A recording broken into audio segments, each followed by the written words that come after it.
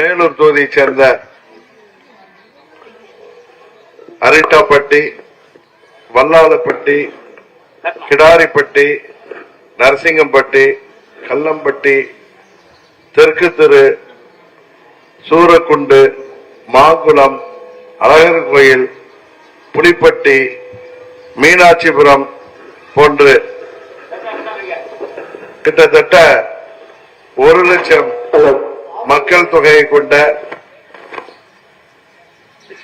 மிகவும் செழிப்பான விவசாயம் பல 100 ஆண்டுகளாக நடைபெற்று வருகின்ற இந்த பகுதியில் கடந்த 2 மாதங்களாக மக்களை எல்லாம் வாட்டி வதைக்கின்ற,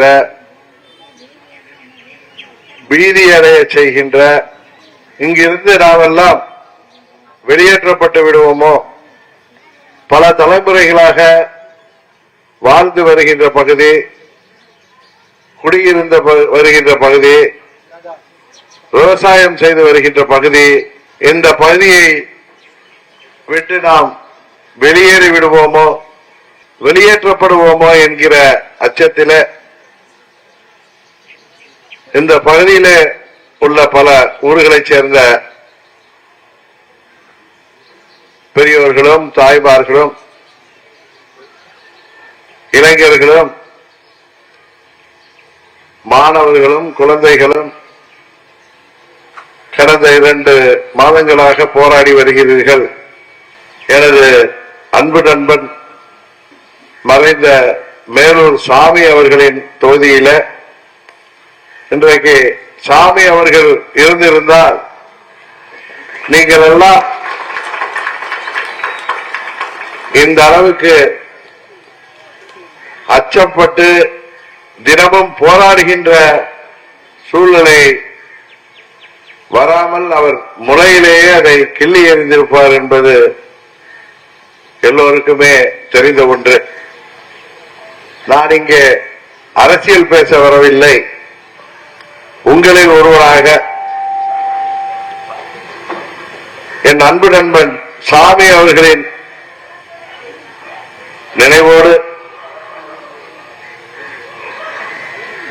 அந்த அம்மா மக்கள் முன்னேற்ற கழகம் உருவாக்கப்பட்ட இந்த பூமியில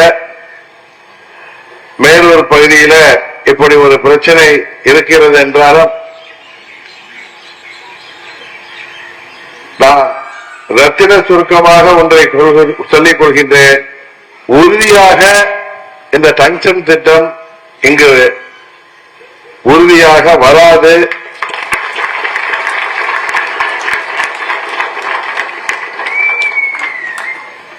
அதை வரவிட மாட்டோம். வரவிட மாட்டோம் என்று சொல்வதை தாண்டி உறுதியாக வராது அந்த திட்டம். நீங்கள் 60 நாட்களுக்கு முன்பு எப்படி இருந்தீர்களோ அதுபோல அதே மனநிலையுடன் இங்கு வசிக்கின்ற பெரியோர்களும் தாய்மார்களும் உங்களது பணிகளை உறுதியாக நீங்கள் செய்யலாம் என்பதை உறுதியை இந்த நேரத்தில் சொல்லிக் கொள்கிறேன். ஏதோ இங்க வந்து உங்களை எல்லாம் ஆறுதல் படுத்துகின்ற விதமாகவோ அல்லது ஏமாற்றுகின்ற விதமாகவோ பேசக்கூடியவன் அல்ல நான் என்பது தெரியும். மீண்டும் சொல்கிறேன், நான் சொல்வதின் அழுத்தத்தை நீங்கள் உணர்ந்திருப்பீர்கள்.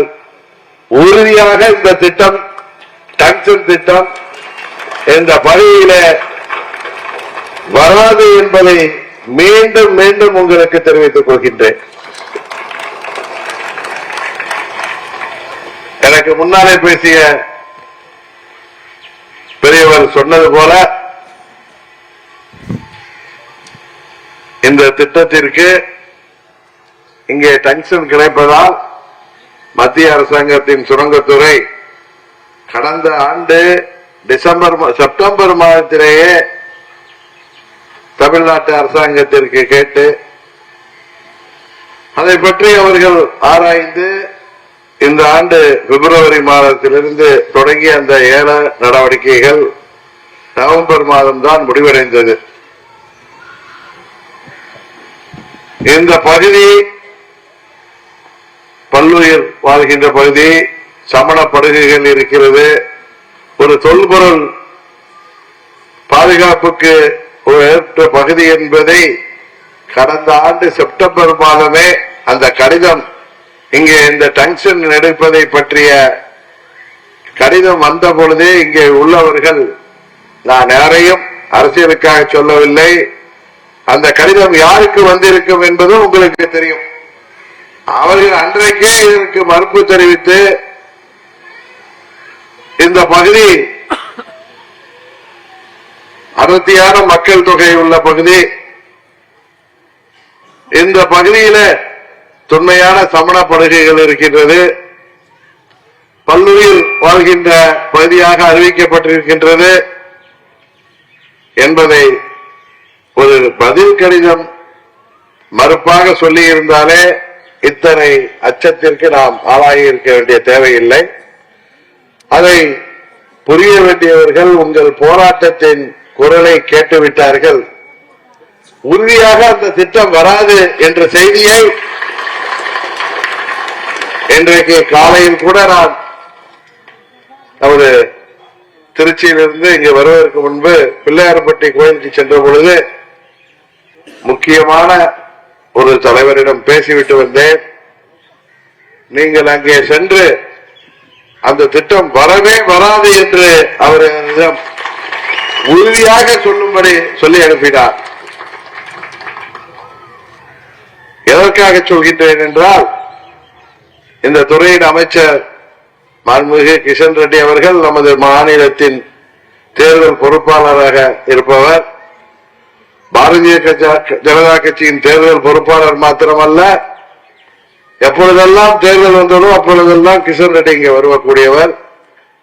எங்களுக்கெல்லாம் நன்கு அறிமுகமானவர், நல்ல மனிதர். அவரிடம் இதை நமது பாஜகவின் மாநில தலைவர் அன்பு சகோதரர் அண்ணாமலை அவர்கள் மூலமும், மத்திய இணையமைச்சர் அன்பு நண்பர் மாண்புமிகு எல் முருகன் மூலமும்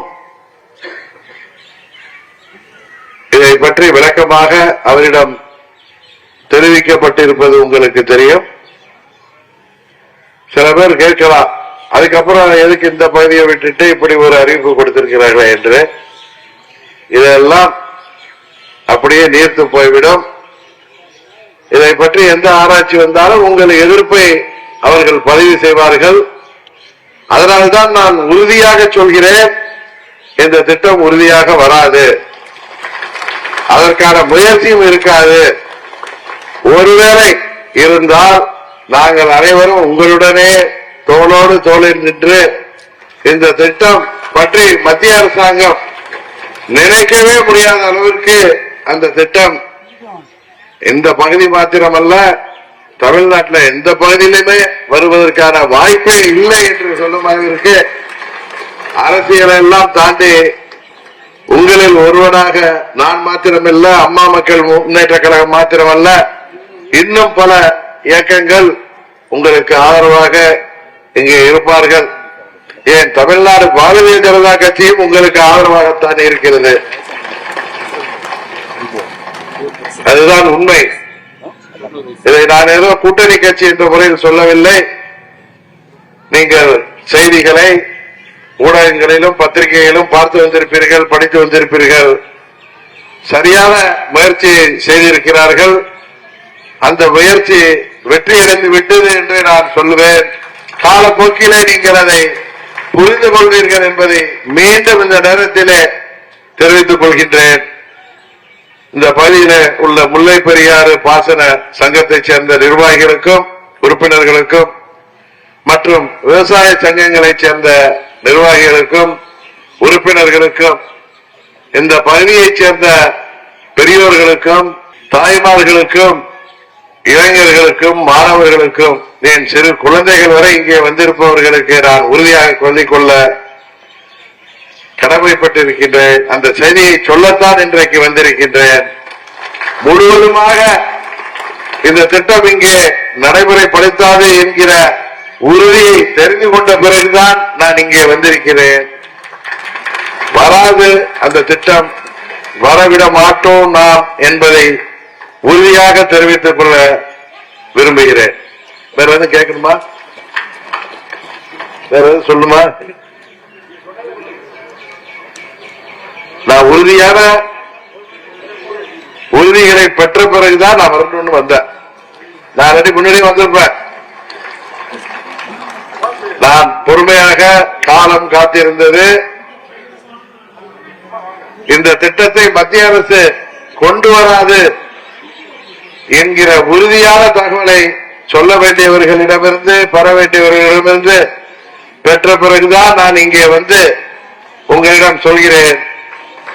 ஒருவேளை நம்மை தாண்டி அந்த திருத்தம் வரும் என்று எந்த ஒரு விஷயத்திலும் 1% வாய்ப்பு இருக்கின்ற பட்சத்தில் நாங்கள் எல்லாம் உங்களோடு இங்கே இருந்து அந்த திட்டம் இந்த பகுதியில் வர வேண்டும் என்ற நினைப்பே யாருக்கும் வராமல் உறுதியாக செய்வோம். இது ஏதோ இங்க வந்ததற்காக நான் கையில மைக்கை வைத்திருப்பதற்காக பேசவில்லை. உங்களை போன்ற உறுதிமிக்கவன் நான் என்பது உங்களுக்கு தெரியும். எந்த நிலையிலும் உங்களோடு நாங்கள் போராட தயாராக இருக்கிறோம். அதற்கு அவசியம் இருக்காது என்பதை மீண்டும் சொல்லி எனது அருமை நண்பன் மேலூர் சாமி அவர்களின் அவர்களுடைய சட்டமன்ற உறுப்பினர் நிதியிலிருந்து கட்டப்பட்ட இந்த கலையரங்கத்திலிருந்து நான் உங்களுக்கு அந்த உறுதியை தருகிறேன். உறுதியாக திட்டம் வராது. உங்களோடு நாங்கள் தோல் நின்று அந்த திட்டத்தை வரவே வரவிடாமல் தடுப்பதற்கு நாங்கள் உறுதியோடு இருக்கிறோம் என்பதை மீண்டும் மீண்டும் சொல்லி விடைபெறுகிறேன். நன்றி, வணக்கம்.